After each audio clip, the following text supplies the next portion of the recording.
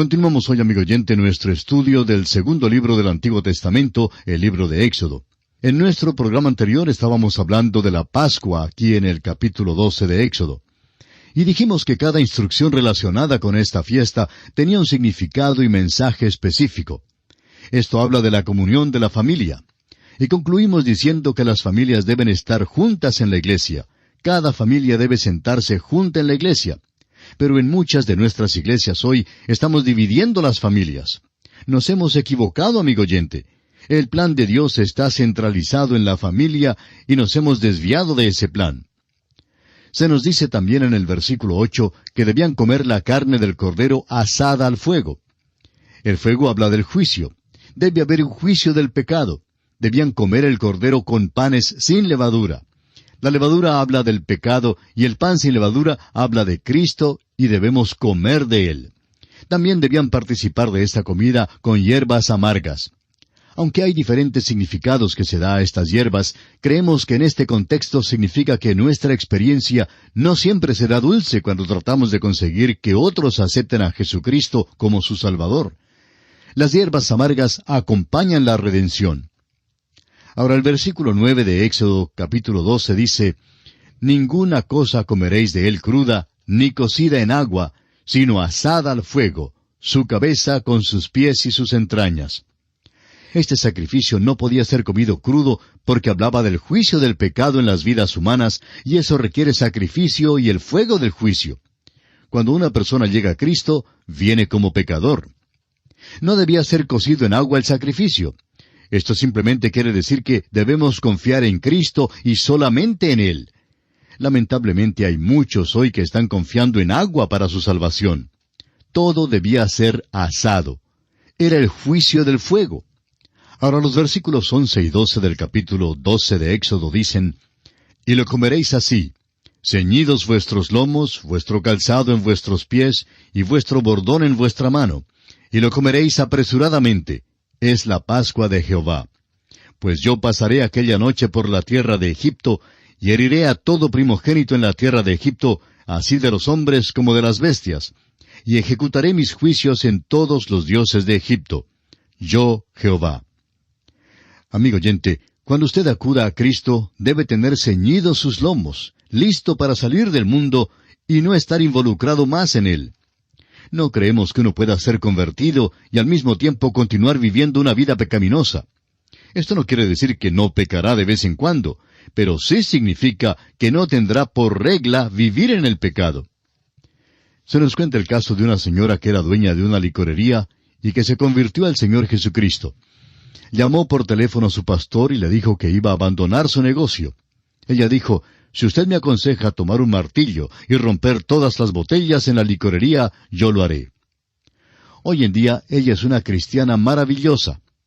Amigo oyente, la única manera por la cual usted podrá salir de Egipto es poniendo la sangre en los postes y en el dintel y comiendo el cordero sacrificado por el pecado, teniendo los lomos ceñidos, listo para salir cuando el Señor le llame. Dios había dirigido sus plagas una por una contra los dioses principales de Egipto. Todos estos dioses demandaban la ofrenda de los primogénitos. Ahora Dios dirige sus cañones contra los mismos ídolos egipcios. Leamos ahora el versículo 13 de Éxodo capítulo 12. «Y la sangre os será por señal en las casas donde vosotros estéis.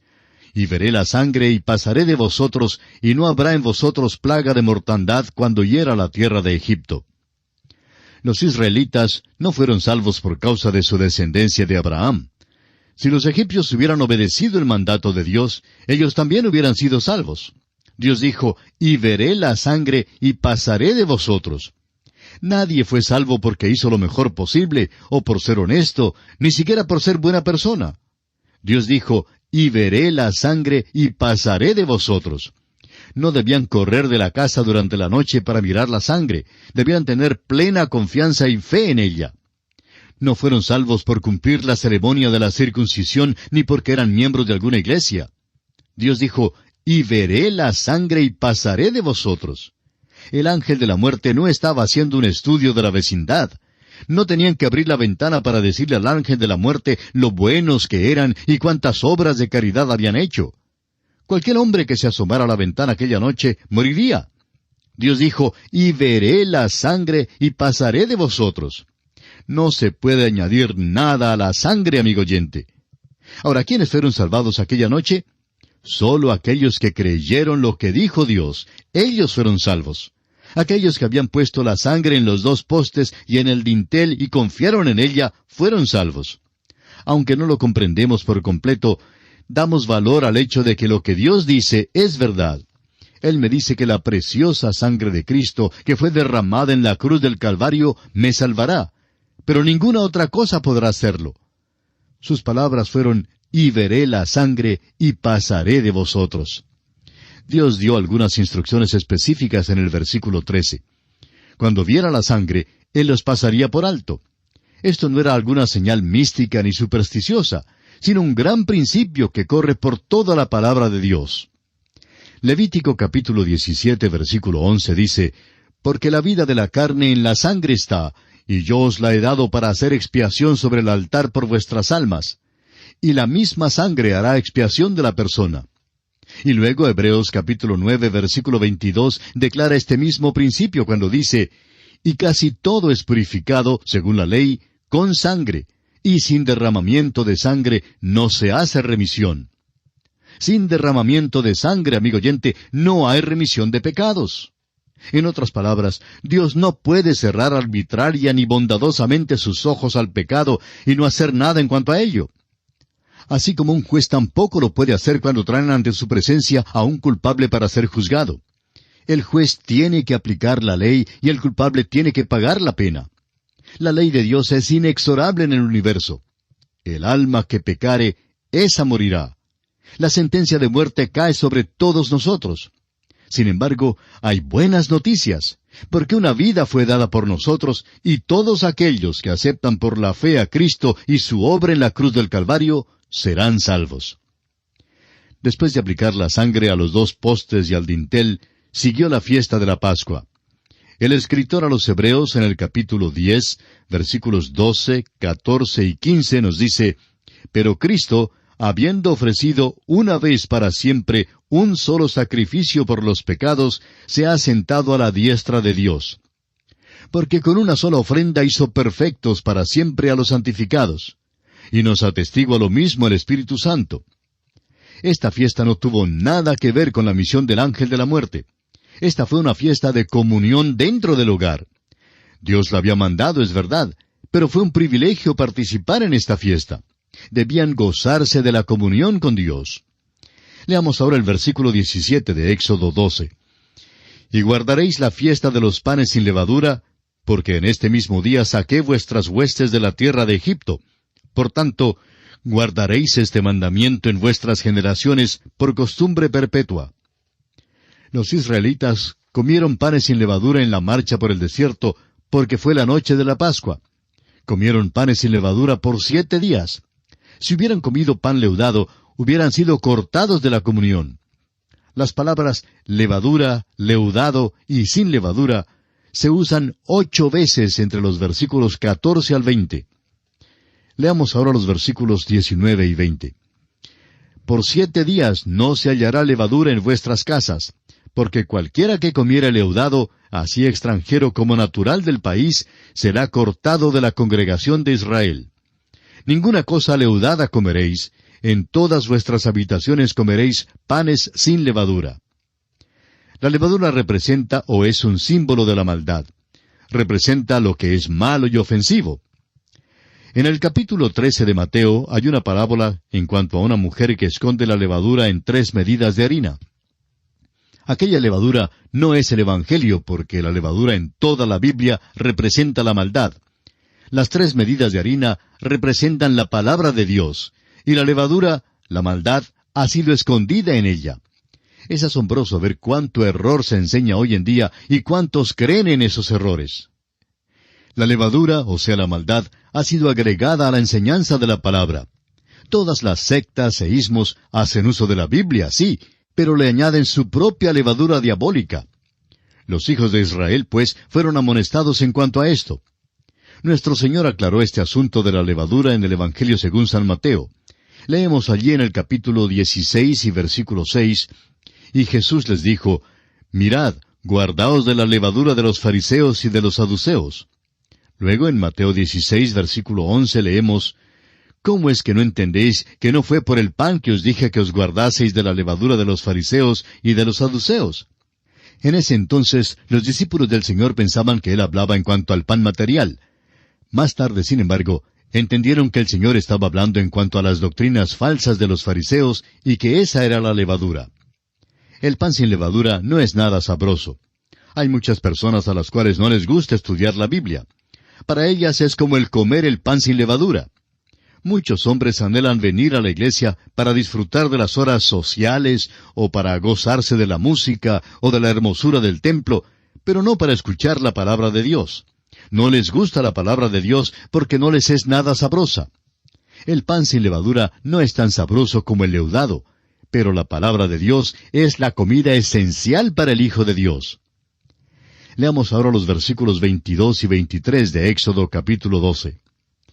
Y tomad un manojo de hisopo y mojadlo en la sangre que estará en un lebrillo, y untad el dintel y los 2 postes con la sangre que estará en el lebrillo, y ninguno de vosotros salga de las puertas de su casa hasta la mañana. Porque Jehová pasará hiriendo a los egipcios, y cuando vea la sangre en el dintel y en los 2 postes, pasará Jehová aquella puerta, y no dejará entrar al heridor en vuestras casas para herir. ¿Se ha preguntado usted alguna vez cómo hicieron los israelitas para poner la sangre en los postes y en el dintel? El hisopo es una planta que crece entre las rocas y la utilizaron para aplicar la sangre a la casa.